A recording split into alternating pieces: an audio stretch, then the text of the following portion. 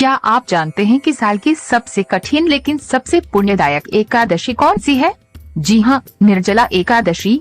आज की इस भक्ति भरी वीडियो में जानिए व्रत का रहस्य, लाभ, पूजा विधि और अद्भुत उपाय जो आपकी किस्मत बदल सकते हैं। नमस्ते दोस्तों, स्वागत है आपका यूको विद ब्लॉग्स में। क्यों इस दिन बिना जल के व्रत करना सबसे फलदायक माना जाता है और क्या है इसके पीछे की आध्यात्मिक शक्ति?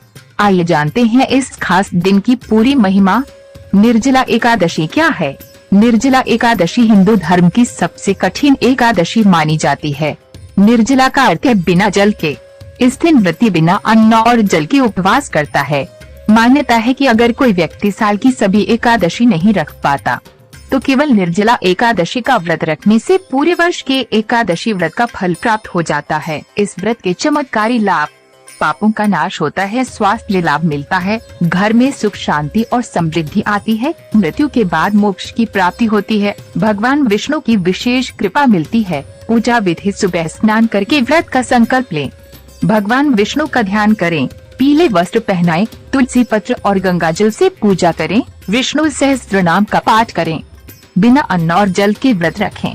अगले दिन पारण करें। सूर्योदय के बाद निर्जला एकादशी ज्येष्ठ मास की शुक्ल पक्ष की एकादशी होती है। इस साल 2025 में 6 जून दिन शुक्रवार को होगा। इस दिन व्रती अन्न, जल और फल तक का त्याग करता है, यानी निर्जल व्रत कहते हैं। अगर कोई अन्य एकादशियां नहीं रख पाए तो सिर्फ निर्जला एकादशी का व्रत करने से सभी एकादशियों का फल मिल जाता है। इस दिन भक्त सुबह स्नान करके व्रत का संकल्प लेते हैं, भगवान विष्णु की पूजा करते हैं, पीले फूल, तुलसी, धूप दीप और मंत्रों से। धार्मिक ग्रंथों में कहा गया है कि इस दिन व्रत और दान करने से पापों का नाश और मोक्ष की प्राप्ति होती है। खाने पीने का त्याग सिर्फ शरीर के लिए तपस्या नहीं बल्कि आत्मा की शुद्धि और भगवान के प्रति समर्पण का प्रतीक होता है। इस दिन तुलसी के पौधे में घी का दीपक जलाएं, दरिद्रता दूर होगी। गरीबों को जल से भरे मिट्टी के घड़े और छाता दान करें, शीघ्र दोष शांत होते हैं। पीले फूलों से भगवान विष्णु को सजाएं, सुख समृद्धि बढ़ेगी। 2025 में कब है निर्जला एकादशी? हिंदू पंचांग के अनुसार एकादशी तिथि की शुरुआत 6 जून को अर्धरात्रि में 2:15 पर होगी और तिथि का समापन 7 जून को सुबह 4:47 पर होगा। उदया तिथि के अनुसार 6 जून को ही निर्जला एकादशी मनाई जाएगी। इस वर्ष निर्जला एकादशी 6 जून 2025 शुक्रवार के दिन है। इस दिन का पुण्य केवल व्रत करने से ही नहीं, भगवान का नाम जपने और दान पुण्य करने से भी मिलता है। पारण का नियम भी जरूरी होता है, जान लें। एकादशी व्रत का उपवास द्वादशी तिथि के अंदर यानी अगले दिन सूर्योदय के बाद ही खोलना चाहिए। अगर द्वादशी तिथि सूर्योदय से पहले समाप्त हो जाती है तो उपवास सूर्योदय के बाद ही खोलना चाहिए।